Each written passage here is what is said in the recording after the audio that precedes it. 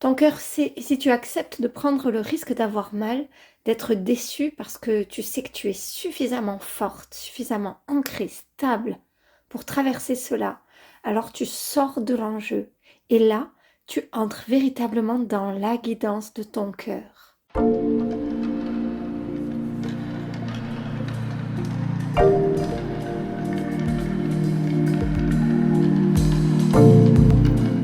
Hello, mon nom est Florence Vie, je suis mentor dans le domaine de l'évolution spirituelle au féminin, fondatrice de Révèle ta magie.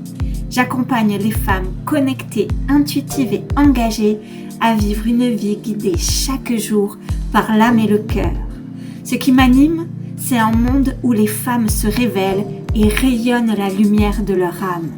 Si tu souhaites incarner tes plus belles fréquences au quotidien et recherches des partages, des astuces, des conseils, une vision, alors tu es à l'endroit parfait. Bienvenue dans mon univers et dans le podcast Les Magiciennes. Hello les belles magiciennes, j'espère que aujourd'hui vous êtes en forme. Je suis vraiment heureuse de vous retrouver pour ce nouvel épisode. Donc, dans ce nouvel épisode, on va aborder ensemble une question tellement importante qui revient tellement dans les questions que vous pouvez me poser. Cette question, c'est comment est-ce qu'on écoute son cœur?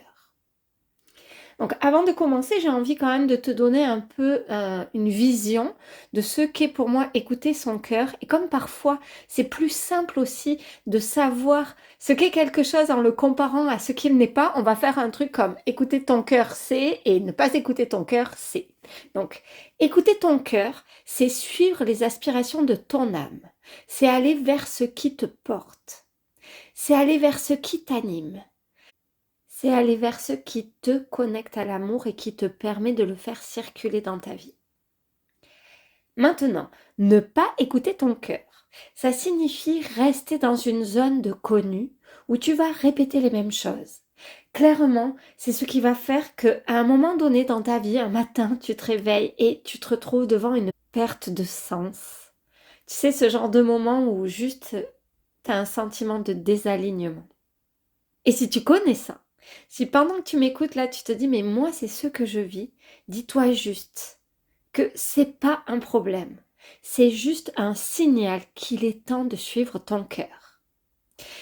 Et cet épisode, il vise vraiment à vous inspirer à sortir de cette zone de confort pour suivre votre cœur, à trouver du sens et à vous aligner à vos aspirations profondes.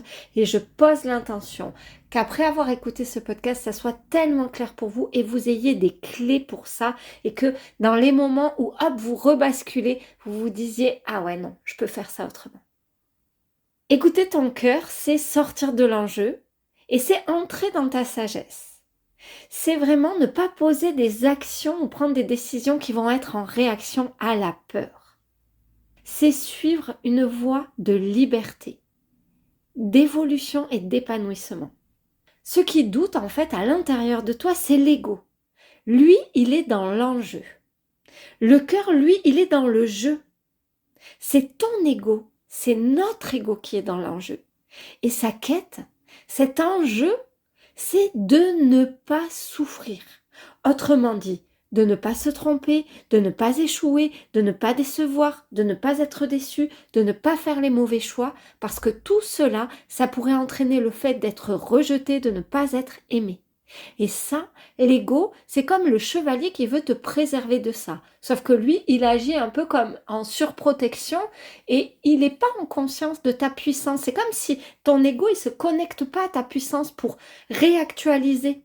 De sorte que, ok, il fasse confiance en disant non mais ça va, on gère. Non, lui, il part du principe qu'on gère rien du tout et que le tout, c'est de ne pas souffrir.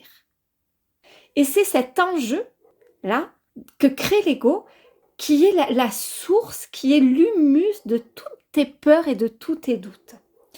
Ton cœur, lui, il est dans l'expérience. Lui, il est véritablement en capacité de puiser dans toutes les expériences que tu vis pour rayonner, pour faire circuler l'amour. Il est dans le jeu. Et c'est pour cela qu'on en dit en alchimie le jeu de la vie et sortir de l'enjeu pour entrer dans le jeu. Écouter son cœur, Et surtout, écouter son cœur dans la relation à l'autre, c'est quelque chose qui est naturel pour moi. Lorsque j'étais jeune, j'avais une super amie, que j'ai toujours d'ailleurs, qui vivait des situations vraiment compliquées en couple. Elle me répétait souvent que en couple, alors je sais pas si toi aussi tu as entendu cette expression, mais moi elle me disait tout le temps ça, elle me disait mais tu sais le couple c'est fuis-moi, je te suis-moi, tu me fuis, ou un truc comme ça, ou je te fuis. Et elle vivait tout le temps des situations compliquées et elle se protégeait par peur d'être trop, de trop se livrer, que cela fasse fuir l'autre, tu vois, et à tel point qu'elle calculait absolument tout. Du coup, ça faisait un truc du style, si je l'appelle, il va croire que blablabla, si je lui dis ça, il va penser que blablabla, et elle calculait même sa tenue en fonction de ça. Donc on était jeunes, hein, on devait avoir 17, 18 ans, et moi j'admirais sa capacité d'analyser. Et en même temps, je me disais, mais en fait, juste écoute ton cœur. Écoute ton cœur, parce que si tu as envie de l'appeler, juste tu l'appelles. Si tu veux lui dire telle ou telle chose, juste tu le fais. Et c'est justement probablement sa manière de réagir à ça qui va te donner une vision de est-ce que tu as envie de construire quelque chose avec cette personne, est-ce que tu as envie de vivre quelque chose avec cette personne ou pas. Mais si tu es tout le temps en train de tout calculer, c'est comme si tu peux pas rencontrer l'autre pleinement. Donc je me suis rendu compte que chez moi, ok, ça c'était quelque chose de vraiment naturel. Donc pouvoir être à l'écoute de mon cœur et pouvoir être à l'écoute de mes émotions.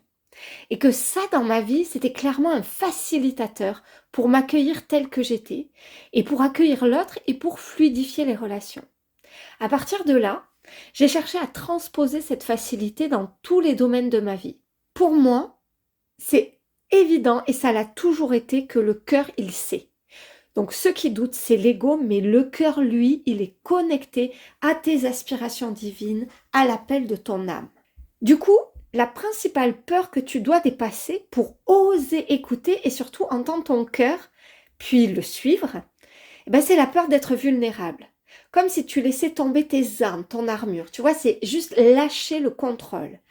Ces armes-là, cette armure, c'est ce que tu mets en place pour éviter de souffrir. Ce sont des protections qui, ok, elles ont été super efficaces à un moment donné. Tu les as d'ailleurs mises en place à un moment donné où, comme tu avais souffert, il y a quelque chose en toi qui t'est dit, ok, j'ai pas envie de revivre cette souffrance, donc je vais mettre ça en place.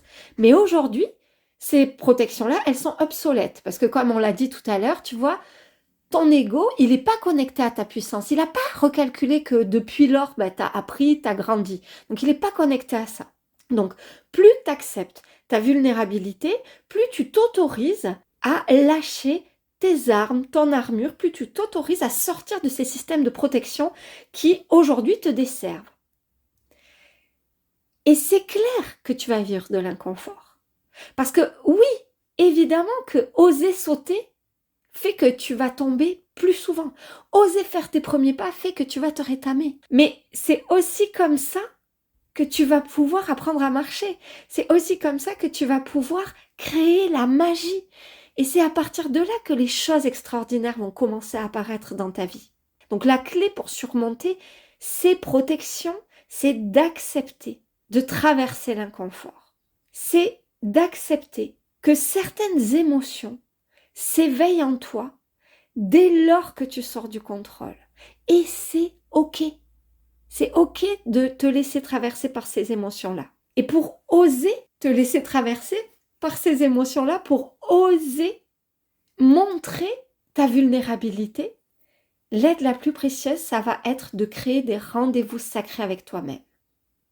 Des moments où tu écoutes ce que tu souhaites, des moments de méditation, de dessin, de journaling ou des balades contemplatives. Tu vois comment toi, ça va parler chez toi, vois tes aspirations, qu'est-ce que tu préfères, est-ce que tu es plus à l'aise à méditer, est-ce que tu es plus à l'aise à journaliser. Mais honnêtement, pour moi, les deux choses qui marchent super bien et qui sont juste comme une reprise de puissance, si je puis dire, un empowerment, ça va être la méditation.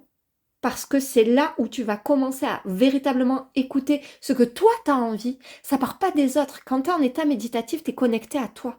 C'est-à-dire que le bruit du monde, tu l'as mis en off, quoi. Tu as baissé le volume à fond et juste tu es à l'écoute de toi.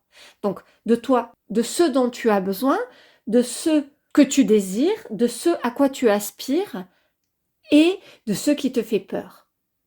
Donc ça, c'est la première chose. Et le journaling, parce que ça va te permettre de dérouler la pelote. Parce que souvent, tu sais, on commence à y réfléchir, puis on se dit, ah ouais, ça je l'ai, ça c'est bon. Sauf que quand tu journalises, tu vas en profondeur. Tu te contentes pas de nager à la surface. Et tu vois, ça c'est un de mes mantras ou punchline, c'est que à la surface, il n'y a pas les trésors. Les trésors, ils sont enfouis dans les fonds marins, au fond des océans. Ils nagent pas à la surface. Donc si tu veux aller comprendre, si tu veux aller voir d'où part le fil de ta pelote, bah, va falloir aller la dérouler complètement jusque dans les profondeurs. Et honnêtement, le journaling est un truc tellement puissant pour ça. C'est-à-dire tu vas te poser des questions puissantes, puis tu vas laisser couler pour aller visiter un petit peu toute ta pelote jusqu'à sa source. Donc moi, c'est clairement ce qui me permet de voir à quel point c'est ok pour moi en vérité d'écouter mon cœur et à quel point en vérité c'est plus important que de me protéger de la peur. Parce que c'est là, tu vois, quand tu vas faire pencher la balance entre ma peur et mon aspiration, entre ce que désire mon cœur et ce de quoi ou à quoi ou contre quoi essaye de lutter mon ego, et donc il essaye de me protéger, c'est là que tu vas voir que je préfère vivre ça, quitte à souffrir un peu en fait. Parce que j'ai pas envie juste de passer à côté de ça dans ma vie.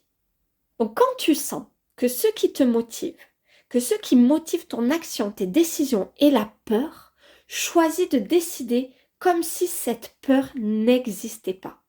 Donc la question que tu peux te poser, c'est que ferais-je s'il n'y avait pas cette peur? Ok, si j'avais pas ça, si j'avais pas peur que un tel il dise ça, je ferais quoi? Si j'avais pas peur que l'autre il me réponde jamais au téléphone, je ferais quoi? Si j'avais pas peur, qu'est-ce que je ferais? Et d'un seul coup, tu arrives à la voix de ton âme et à la voix de ton cœur. Ça, honnêtement, c'est quelque chose que j'ai toujours partagé avec mes filles. Je leur dis tout le temps, on ne peut pas décider depuis la peur. Ce n'est pas la peur qui tient les rênes de notre vie. L'exemple concret, il n'y a pas longtemps, ma fille, enfin il y a 1 an maintenant, puisque c'était pour ses 17 ans. Il y a un téléphone qui était sorti, puis c'est un téléphone, tu sais, qui se referme en fait. C'est un téléphone à clapper, mais nouvelle génération, genre il se plie en deux, puis l'écran, quand tu ouvres, l'écran il fait tout le truc, en fait, tout le téléphone. Et ma fille, elle avait trop envie d'avoir ça pour son anniversaire. Puis elle me dit ça, puis on en discute, et moi tout de suite, je me dis, oh bon sang, mais il faut pas qu'elle se le fasse voler, parce que son téléphone d'avant, elle l'avait fait tomber, il était tout zébré de rayures, tu sais, sur l'écran. Et là, quand elle me dit qu'elle veut ce téléphone qui est violet, tellement beau, clairement, il est trop beau, puis il était tout nouveau, tu vois, j'ai peur, quoi. La première chose que j'ai, c'est la peur. Je me dis, oh, mais attends, mais si on te le fait voler, et je le dis à ma fille, je dis, ouais, c'est cool, mais c'est chaud parce que dans ton sac et tout, si on te le, tu vois, c'est clairement dans le métro, il va pas faire le même effet que ton ancien téléphone tout pété. Et puis je me reprends, je dis, oui, mais c'est pas la peur qui peut décider. Là, c'est ma peur, en fait, et c'est pas ça. Toi, tu as envie, tu as le désir d'avoir ça parce que c'est ce que tu trouves le mieux et que tu te dis, parce que je leur apprends depuis toute petite qu'elles méritent le meilleur, qu'elles ont accès au meilleur et qu'elles ont le droit de revendiquer le meilleur, que c'est OK d'avoir accès au meilleur. OK, donc on s'est dit, bon, ben du coup, peut-être dans le métro, au début, ou quand tu sens que c'est, tu vois, que c'est pas le bon moment, ben juste tu le sors pas. Puis, bah, après, tu fais attention, tu le gardes dans ta poche, tu le mets pas dans ton sac, tu vois, tu le gardes dans ta poche. Et du coup, bah, elle a eu son téléphone. C'était aussi une manière de montrer à ma fille que dans la vie, on avait des peurs, puis qu'on ne pouvait pas les laisser nous arrêter. Mais si j'avais laissé ma peur prendre les rênes, ben, j'aurais pris un petit téléphone, juste pour pas qu'elle attire l'attention. Le défi, en fait, c'est d'accepter de ne pas contrôler. C'est accepter que finalement, si je regarde, il n'y a pas d'enjeu, que les enjeux ils sont seulement ce que je me raconte dans ma tête. Et le challenge, ça va être d'être super clair et honnête avec toi-même pour cesser d'alimenter cela. Et pour ça, ton meilleur atout, ça va être ce temps que tu prends avec toi-même pour t'écouter, pour méditer, pour renforcer ta sécurité intérieure, pour renforcer ta capacité à traverser tes émotions sans te laisser diriger par elles. Ok, j'ai peur. Ok, elle est là, ma peur. Mais si je regarde, en vérité, cette peur, elle est fondée sur des choses qui sont réelles, mais sur des choses qui ne le sont pas. Est-ce que j'ai à 100% la certitude que ça va se passer comme ça? Est-ce que quand j'ose pas faire cette chose, parce que je me dis ouais mais moi je suis pas faite pour ça, ouais mais moi c'est pas ma nature, est-ce que c'est vrai? Est-ce que quand je dis ouais mais moi comme je suis une mère de famille, j'ai 3 enfants, faut une mère de famille de 3 enfants de 44 ans, elle peut pas faire ça. Est-ce que c'est vrai? Est-ce que dans le monde entier, sur la Terre, sans imaginer qu'il y ait des autres formes de vie sur d'autres planètes, hein, juste déjà sur notre planète, aucune mère de famille sur sur la Terre ne fait ça. Est-ce que j'ai la preuve de ça? Est-ce que c'est vrai? Ok, donc je me ramène. Et ça, je vais pouvoir me ramener quand je choisis de traverser mes émotions. Il y a des recherches scientifiques qui ont été faites à l'université de Berkeley, en Californie, ont montré que les personnes qui acceptent leurs émotions denses ont à la fois déjà d'une moins de symptômes de troubles de l'humeur par rapport à celles qui les mettent de côté, qui les rejettent ou qui les jugent, et que ces émotions vont rester actives beaucoup moins de temps. C'est-à-dire que dans un laps de temps, de minutes ou de quelques heures, l'émotion est traversée. Donc cette recherche, elle implique plus de 1300 adultes. Et donc, sur ces 1300 adultes, on a proposé à certains juste de gérer ça comme ils gèrent, en passant à une autre activité, en se changeant les idées, en faisant comme si ça n'existait pas, en minimisant ou en jugeant. Et aux autres, on leur a proposé de traverser leurs émotions, de parler à propos de leurs émotions, de les regarder en face, de journaliser à propos d'elles. Et ce qu'on s'est rendu compte, c'est que tous les adultes qui avaient choisi de verbaliser à propos des émotions, de les accueillir, de les regarder, de les traverser, ont vu leur émotion disparaître, être désactivée au bout de quelques dizaines de minutes et ont observé qu'ils ressentaient beaucoup moins de stress psychologique, d'anxiété dans leur quotidien.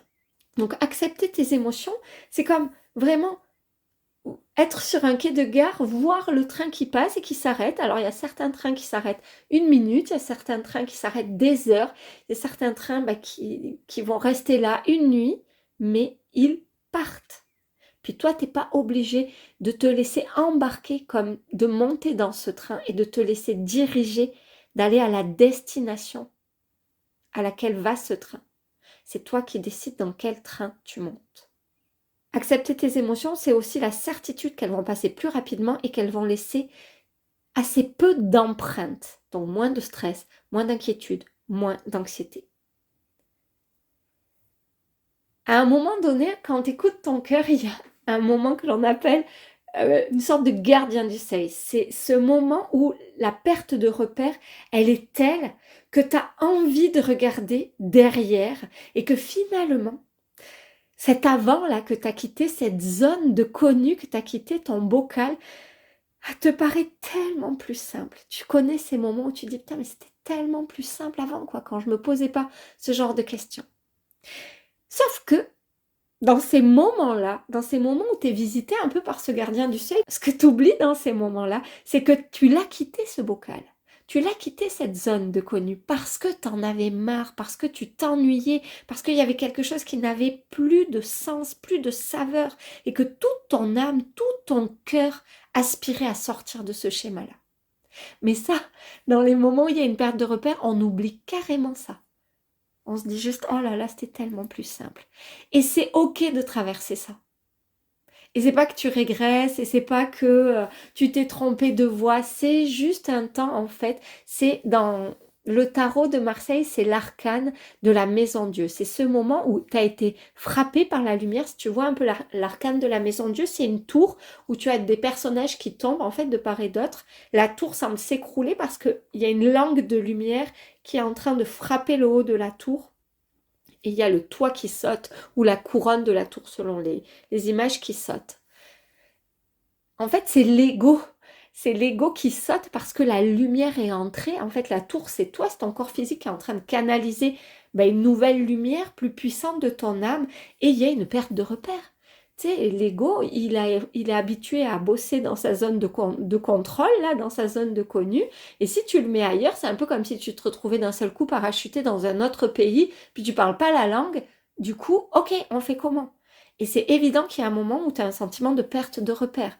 Mais comme si tu as déjà fait des voyages ou si tu as déjà été immergé dans des nouvelles cultures, tu sais que tu vas t'adapter, il n'y a pas de problème. Mais il y a juste un moment un peu comme de désespérance où tu te dis oh bon sang, oh mon Dieu. Et juste savoir que ce moment existe, que tu peux le nommer, que c'est ton gardien du seuil, c'est le moment où tu passes d'un ancien monde à un nouveau monde, en fait, ou du monde dans lequel tu étais, de ta zone de connu, à un nouveau monde plein de perspectives et d'opportunités. Tu as un seuil. Et sur ce seuil, le passage, des fois, il est un peu un moment d'inconfort. À partir du moment où tu écoutes ton cœur, tu crées la magie. Tu deviens véritablement cette personne qui entre dans le jeu et qui sort de l'enjeu. Et en sortant de l'enjeu, tu sors du mode survie pour entrer dans le mode vie. Si tu as envie d'aller plus loin avec ces modes-là et les modes du système interne, je te mettrai un lien vers un épisode de podcast que j'ai fait à ce propos où comment le doute est le signe que tu es dans ce mode de survie. À partir du moment où tu écoutes ton cœur, tu deviens celle qui peut tout et qui se sent alignée avec ses aspirations les plus hautes. Tu te branches à ta vision la plus haute.